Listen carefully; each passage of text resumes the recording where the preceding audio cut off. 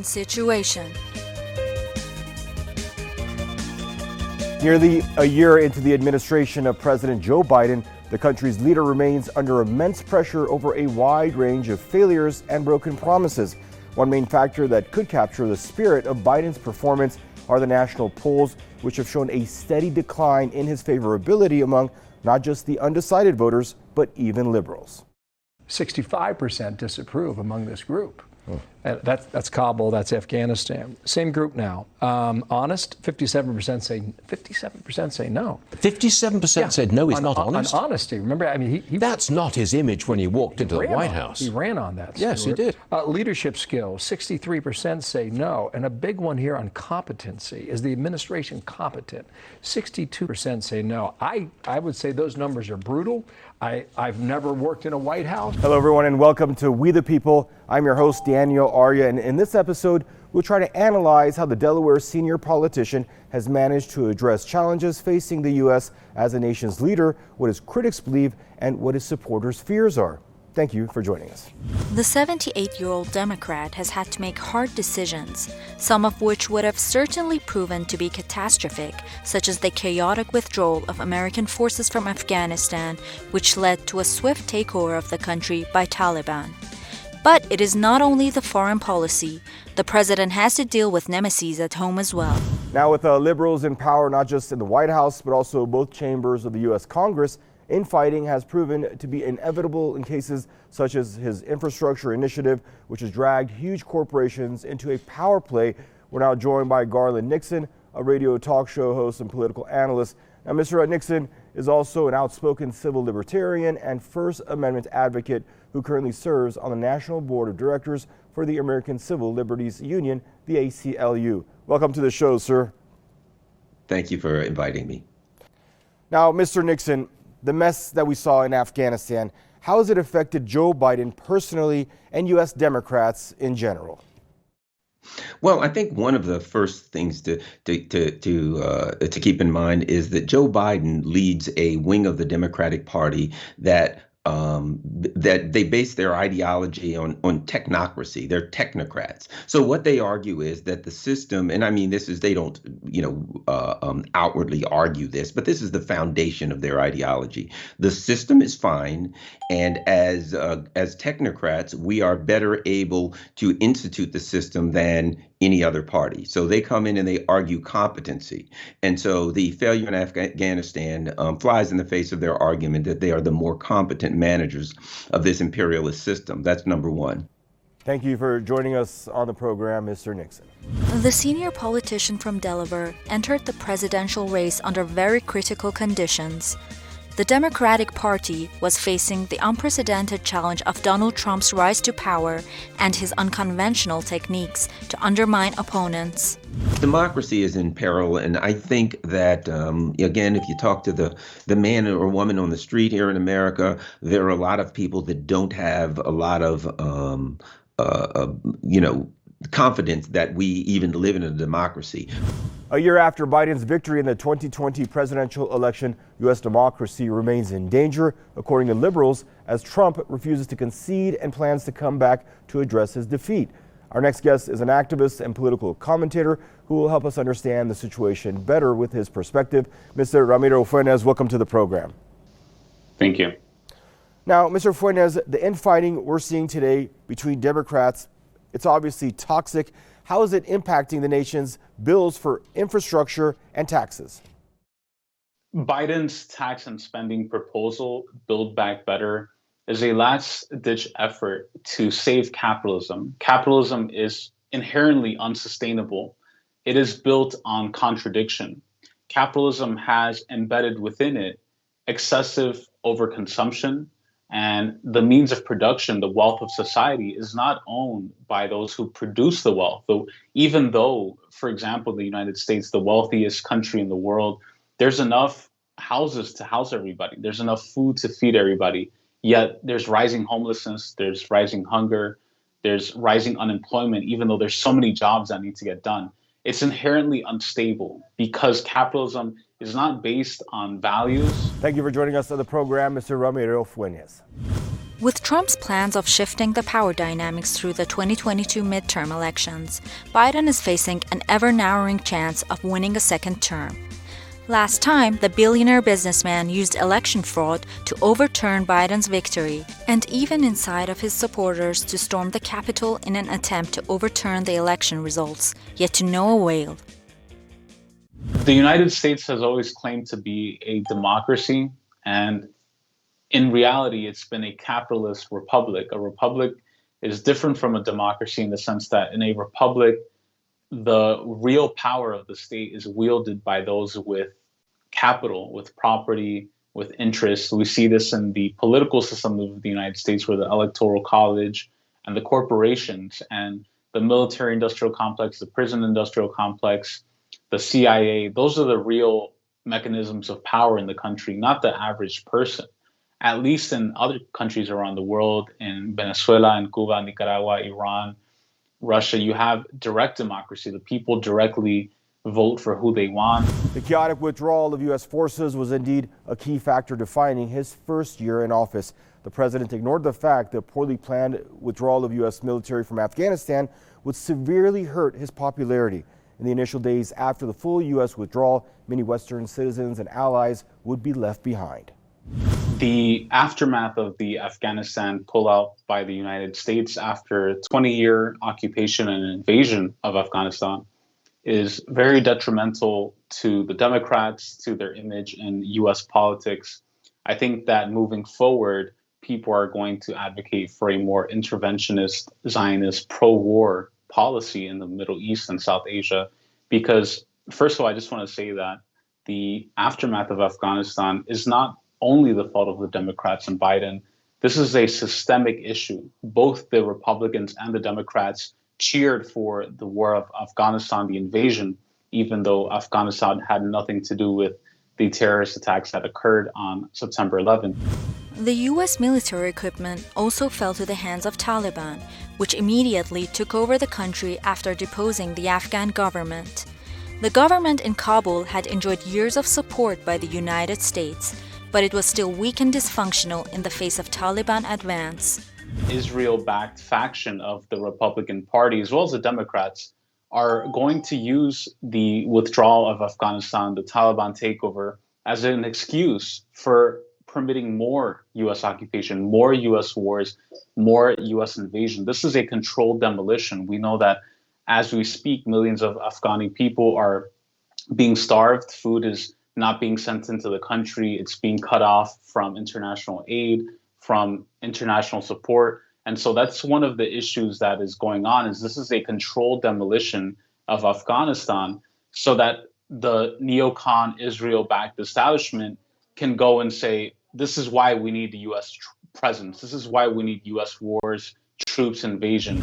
Biden's effort to bring about a new tax and spending proposal initiative revealed how the Democrats were not in the same boat despite having power in the White House, the Senate, and the House when it came to actual policymaking. I think the tax and spend proposal has been it's been eye-opening for a lot of Democrats. The thing to understand is that the social spending in the proposals were extremely popular amongst the base of the Democratic Party, because the United States has been very poor for so many years in having any social program. The U.S. has been dismantling any social programs that help the poor, that help the working class, and help the middle class. And a lot of Democrats saw some of the things in there as a change of direction. From the radical left to the more moderate liberals and those under the influence of big corporate lobbyists, disagreements abound, revealing the president's faulty leadership. So the question is, does Joe Biden still enjoy support from the Democratic Party? That is the idea projected in the national polls. Joe Biden has lost the trust of a lot of the people in his party. And talking to people on the street day to day, they're angry. They've lost this trust, and they don't feel as though he's there to push through the promises that he made on the campaign. So the tax and spend, the fact of the matter is, those proposals appear as though they were had been previously negotiated, and that basically we were looking at kind of a kabuki theater. They were putting forth popular proposals with the appearance that some of them would get through, and they were all wiped out. I think it was very tactically. It was a tremendous error for the Biden administration to do that, because they've now lost the support of a significant portion of their party. The Biden administration has effectively failed in de-escalation of tensions with other superpowers, namely China and Russia.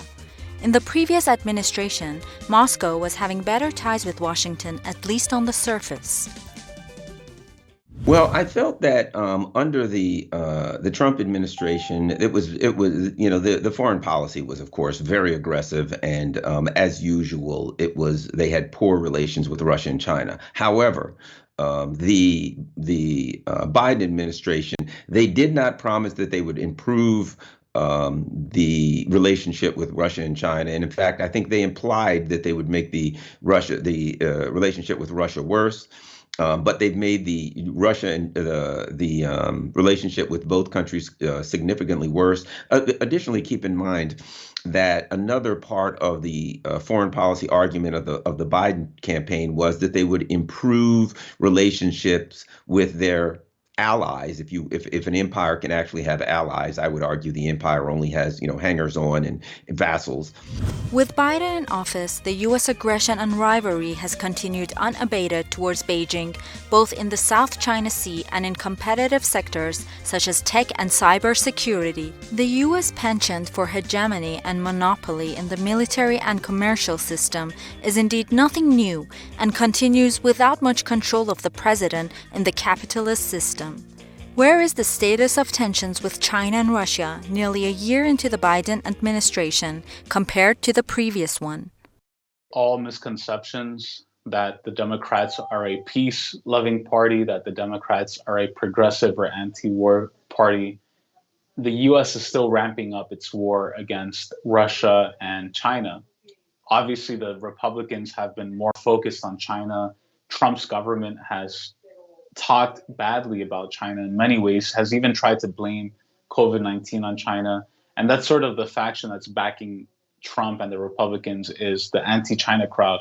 The Democrats, on the other hand, hate Russia. They say Putin is a dictator. They say that Russia is invading other countries. They're trying to stoke tensions with Russia through Ukraine, as we're seeing happening right now. The liberals and the Democrats support Ukraine, the neoliberal fascist government that's in Ukraine, against Russia.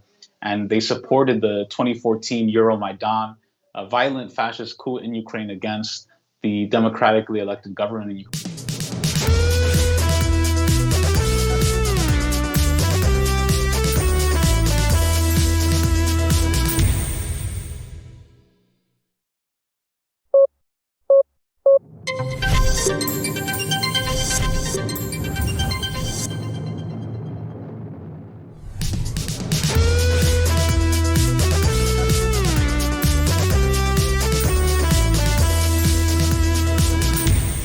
The coronavirus pandemic was another instance of poor leadership by Joe Biden and his team. Of course, the number of cases, hospitalizations, and deaths dropped after the introduction of vaccines, but the lack of trust in the government led to a boost in movements such as that of the anti-vaxxers. Joe Biden has leaned on the vaccinations, really. That's been the heart of his policy, and I haven't seen much else. It's basically, we have to get everyone vaccinated, and they're using a heavy-handed approach in that you must be vaccinated or you will face a heavy price. You can lose your job, you can't go in and out of stores. So he has been heavy-handed and really authoritarian in his policies to address the pandemic, and he's used the vaccination process as the heart and soul of his policy, and it just hasn't gotten the job done. And if the vaccination process does not fix things, which it certainly doesn't appear as it will, then I don't know where the Biden administration goes from there. So American vaccines such as Pfizer were repeatedly called into question. Leftist media tried its best to promote vaccines as critical, and the right-wing ones attempted to question their functionality, which led to a divide on a fairly new topic during the pandemic. So how do you think the U.S. president has handled the pandemic, and what are the pros and cons of his policies? And do you think he has managed to keep his promises? Joe Biden has handled the pandemic in a really superficial and fake way. What do I mean by that? I mean that he brands himself as somebody who took an opposite approach to Trump. Trump's approach to fixing the issues created by COVID-19, Trump was somebody who advocated the free market, less regulation, no COVID tests, no safety protocols, which is dangerous. We know that this is a very dangerous virus. We know that certain precautions have to be taken, regulations to protect people's health, right? That's one hand. So on the opposite side of that, Biden is somebody who's saying we need over-regulation, we need to shut everything down, mandate the vaccine. Biden inherited an extremely divided nation after the 2020 presidential election. But as Trump never conceded to him, his supporters still do not consider Biden as the president. Trump is aggressively moving towards shifting power in the swing states.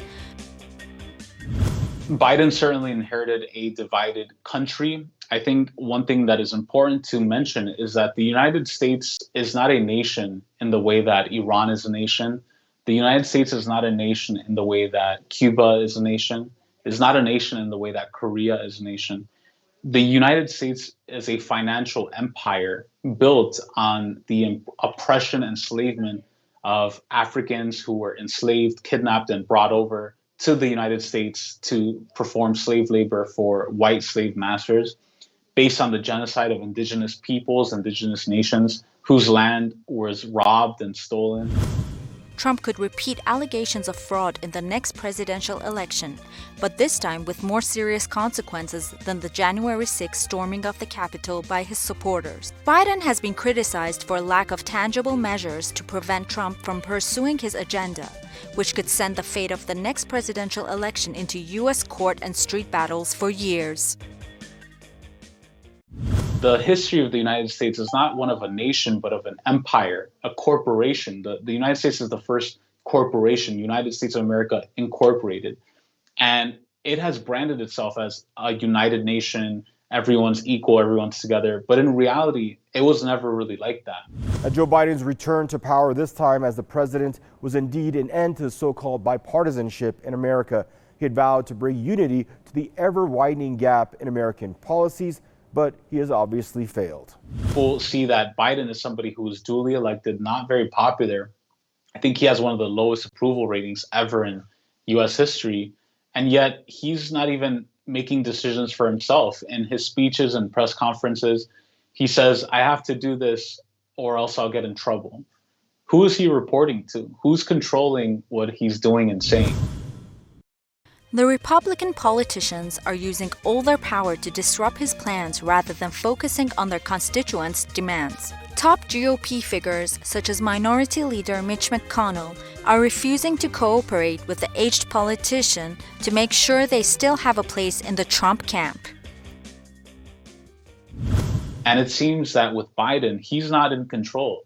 Half the time, he doesn't even know where he is. And it's sad to see that, because we have somebody in power, in office, who doesn't really care about the interests of the average person. He's carrying out the actions of dark corporate interest of the military-industrial complex like a puppet, the way a puppet would operate. And I think the illusion of democracy in the U.S. is definitely falling. I think people recognize that corporations are the real levers of power in the country, the industrial complexes. And I think this is why we're seeing rampant polarization, both on the left and the right. People are becoming either white supremacist militias in the countryside, or they're joining protests. They're anti-capitalist, they're anti-imperialist. And we're seeing these divisions grow bigger every day. Democracy in America is indeed in a dangerous situation and ever more dysfunctional. After 4 years in office, Trump believes he has learned how to manipulate the system and gain advantage of it in order to return to power. Now, certain states such as Arizona, Pennsylvania, Georgia, and Wisconsin play a key factor in the American election game, and Donald Trump is fully aware of that. Joe Biden appears to be failing in putting an end to corruption in the U.S. political system by what many feel is nothing more than wishful thinking. People who run the country are the people with the most power because it is based, again, on this demonic, diabolical understanding, worshiping of power, of strength, not on human compassion, not on greed, not on human solidarity, but on greed. And the United States has never been a democracy, but the illusion of quote unquote American democracy is also withering away because people see that even though Biden was allegedly elected to become president, which is also a claim that many people have disputed, a lot of people know how, as much as I disagree with Donald Trump, you have to admit that he has a strong following and base in the United States. The races for a takeover of power have already started in the United States. With the 2022 midterms nearing, the Republicans are doing all they can to make sure Trump's power is consolidated in key states. Really what's coming to the fore is this decaying empire that has branded itself as a nation, but really wasn't at its inception. And we're seeing this unfold. And I think eventually we're going to get to the point where the US, as the empire that it was formed, is going to begin to split off and to decay, to rupture, because this is fundamental to its origins as a slave empire, as a settler colonial project, much in the same way, for example, as the quote unquote state of Israel. Israel claims to be a nation. Israel claims to be a separate identity, a historic land. But we know that it's a banking project instituted by specific families, by specific banking financial. The Biden team has to be watchful of the race county by county. Otherwise, it will affect a second term by Barack Obama's former vice president or another one of the Democratic nominees for the next presidential race. Republicans are most probably poised for wins in the upcoming election, and there seems to be nothing the U.S. president can do about it. One of the most prevalent ways of voting in the United States is using these electronic voting machines. And in many of states, the voting machines have no paper ballot, have no way of tracing whether or not the final count is accurate. So 1 million people can vote, and we simply have to take the words of our leaders. We have to accept their assertions that the machines weren't hacked, weren't changed. There is significant data out to show that these machines are easily hackable. So we have to believe that our intelligence agencies, some of the most nefarious intelligence agencies on earth that spend their day and night planning how to overthrow governments and undermine elections around the world, we have to believe that they would not undermine the elections in the United States. Biden's legacy and that of the Democrats is in peril some half a decade after a barrage of criticism directed towards Trump. The billionaire businessman's rise to power brought forward unprecedented consequences and appear to be here to stay. We're seeing rampant poverty, Black, Indigenous, Latino immigrants in the United States.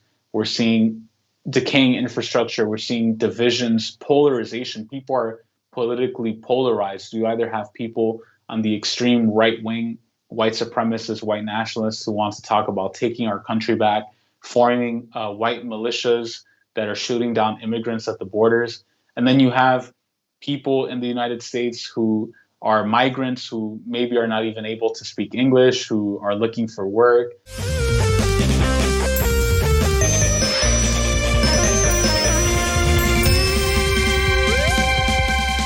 Joe Biden's traditional statesmanship was deemed to be a game changer at first, yet now many on the left believe that it is not going to last the aggressive Trump agenda.